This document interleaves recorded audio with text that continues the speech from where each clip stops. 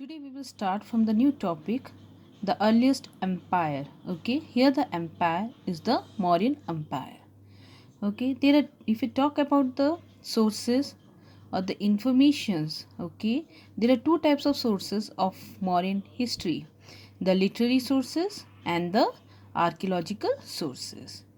Okay, if you talk about the literary sources, you can see a very important records are the Indica and Arthashastra. Okay, and when we talk about, here you can see the archaeological sources. Okay, it's include Ashoka edicts, Sanchi Stup, and the material remains such as silver and copper punched mark coin. Okay, Arthashastra was written by Kautilya, or the another name of Kautilya is Chanakya. Okay, he was the prime minister or the chief minister in the court of Chandragupta Maurya. Okay, then comes here Indica, which was written by whom?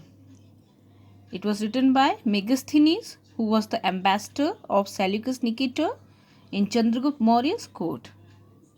So when we talk about Indica, it depicts administration in Mauryan Empire, caste system and the absence of slavery in India. So although it is lost in its original form, okay, so it has survived in the form of quotation in the text of classical Greek writers such as Plutarch, Strabo and Arrian. And when we talk about Arthashastra, it's revealed the economic and political conditions of the Mauryan period. Okay, you can see Buddhist texts such as Jatak reveal socio-economic condition of Mauryan period, while Buddhist chronicle Mahavansh and Deepvansh throw light on the role of Ashoka in spreading Buddhism in Sri Lanka.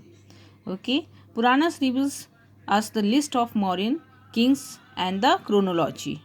When we talk about the archaeological sources, here the very important sources are the Ashoka edicts and Sanchi stups. Okay, so here you can see the edict. What is edict? It is an official order or proclamation. Okay, so here you can see that Ashokan edict is in the form of rock edict. Okay, pillar edict and cave. Inscription are found at different places in Indian subcontinent. So here when we talk about, it is in the form of rock, pillar and cave edict. Okay, which are found at different places in Indian subcontinent. That places were under the control of Mauryan kingdom.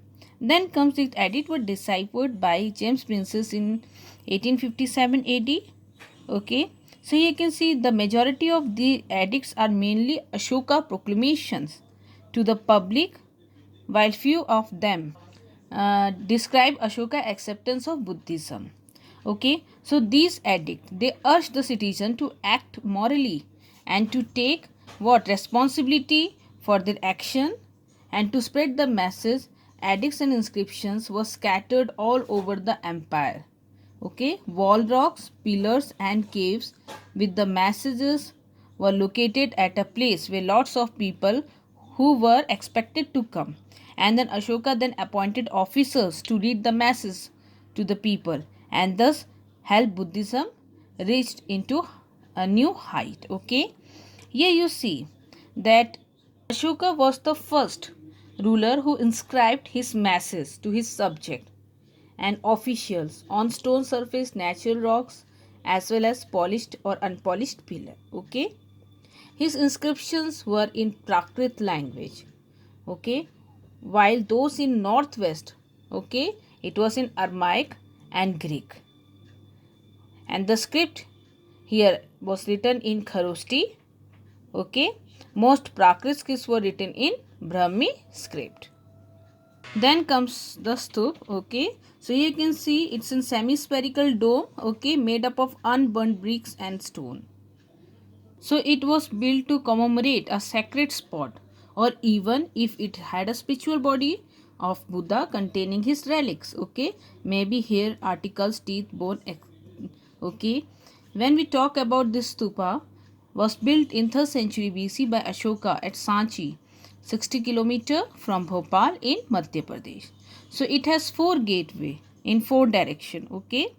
Original stoop had wooden railing, okay, which was later replaced by stone railing.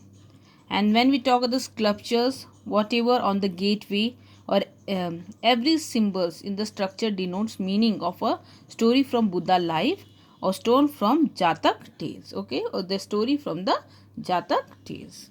So Buddha was represented in a symbolic form like lotus, wheel or throne under a peepal tree. It shows highest form of architectural and technical skills of the people of this period. So here we saw the literary and archaeological sources, okay, which provide information about Mauryan Empire. Then comes the important rulers, okay.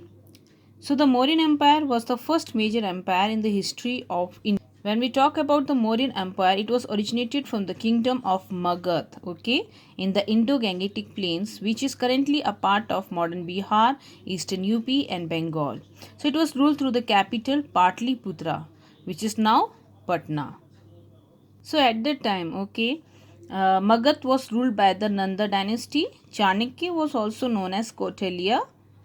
You know about that? Was a pious, have a pleasant appearance, but had an intelligent brain.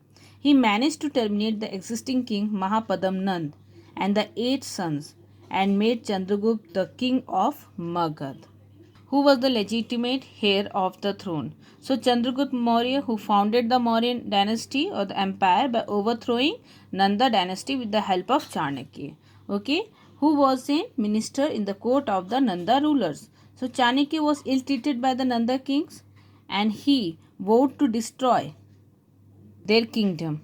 Then he met the young Chandragupta at Vindhya forest, okay.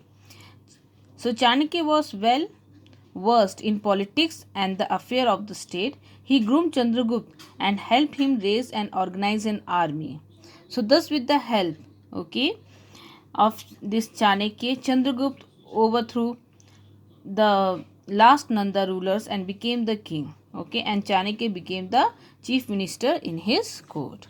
Then he rapidly expanded his empire westward across central and western India, okay, by taking the advantage of the disruption of the local power in the wake of the withdrawal westward by Alexander, okay, the Greek and Persian armies. The army had fully occupied northwest India and defeating and conquering the satraps left by Alexander. Chandragupta was able to defeat Seleucus, okay, in 305 BC and extended his territories from present-day Afghanistan, Pakistan to southern Karnataka and right up to the east till Bengal and Assam.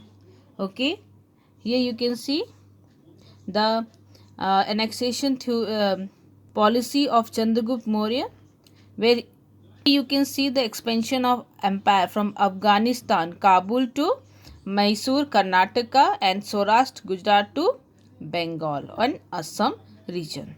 So according to the peace treaty, okay, with Seleucus, Chandragupta also got Kabul, Gandhar and parts of Persia and married his daughter. In this way, Chandragupta became the undisputed ruler. Okay. If we talk about his fame was so widespread that rulers from far off kingdom sent their ambassador to his court. So Chandragupta also conquered the part of central India, Mummy, and united the whole of northern India under Mauryan rule. After ruling for about 25 years, he became a Jain ascetic and left his throne to son Bindusar. Chandragupta then retired to the forest of Shanbelagola of Mysore city near Karnataka along with his religious guru Bhadrabahu and several followers, where he renounced his life after a fast unto death as per the Jain tradition, which we call Salekhan method. So now comes Bindusar, okay, the son of Chandragupta Maurya, ruled 28 years. Bindusar extended the vast empire southward, okay, in the Indian peninsula as far as Mysore. He defeated and annexed 16 small kingdoms and extended his empire from sea to sea. The only regions that were left were the Kaling and the extreme South India, okay. When we talk about South India, they were friendly, okay, And when we talk about Bindusar did not annex them, but the kingdom of Kaling was a problem for the Mauryan Empire. Then Bindusar was succeeded by his son Ashoka, the most famous of the Mauryan king. So he also ruled for 36 years. Then Mauryan Empire reached its peak under the rule of Ashoka. Okay, he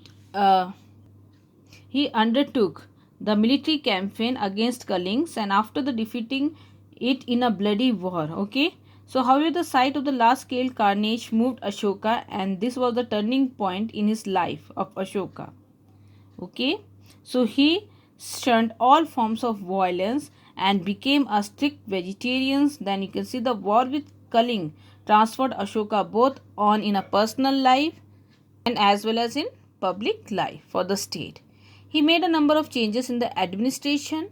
Then Ashoka introduced a new cadre of officials by the name of Dham Mahamat, who was sent across the empire to spread the message of Ashoka Dham. So for the rest of life, Ashoka preached the principle of Buddhism not only in his vast empire but also sent mission abroad. And then Ashoka built a numbers of rock edicts and pillars where they spread the gospel of Buddhism. So you can see the great Mauryan Empire did not last long after the death of Ashoka and ended. You can see weak king on the one hand and the inability to manage a vast empire on the other caused the rapid decline of the Mauryans. So here comes Ashok Dham. Okay, so when we talk about Ashok Dham, it is not a religious system, religion. Okay, or not a religious system, but a moral law, a common code of conduct. Okay, it is a code of certain ethicals and principles and humanitarian ideals with its universal dimension. So what are the universal dimension here? You can see that it was based on religious tolerance, respect to elders, care for the old one, kindness toward the needy, purity and truthfulness, no killings of animal. Okay, so if we talk about what was the way to spread the dham, so you have seen that he appointed official named Dham Mahamat, who went from place to place teaching people about dham. Okay, he also sent messengers to spread ideas about dham to other lands such as Syria, Egypt, Greece and Sri Lanka. So here we talk about the important rulers. Okay, and in the next video we will talk about the administrations of the Mauryan Empire.